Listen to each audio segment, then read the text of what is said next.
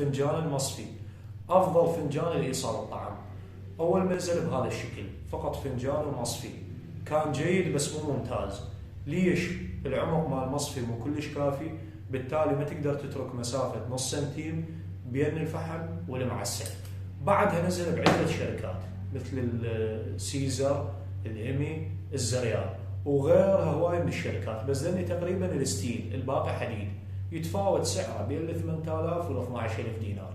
مكوناته عبارة عن شبكة، كلاود، مصفي، والفنجان الفارغ. طريقة الملي مالته كلش بسيطة. نجيب خلطة الطنان، مجرد نمليه للآخر دون الحاجة أن تترك مسافة، لأن الكلاود هو اللي راح يترك لك مسافة 1 سنتيم بين نهاية المعسل وبداية الفحم.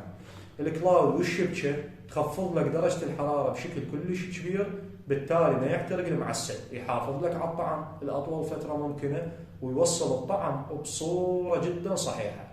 أبسط من هذا التعمير ماكو. مجرد تملي المصفي للآخر، ترجع المصفي للفنجان، تخلي الكلاود مالته، هذا الكلاود بطاك مسافة نص سنتيم، تخلي الشبكة، انتهى الموضوع. تريد تحافظ أكثر على المعسل، ضيف له مكثف يسهل لك عملية التعمير ويسرعها، وكذلك يحافظ على المعسل من الاحتراق.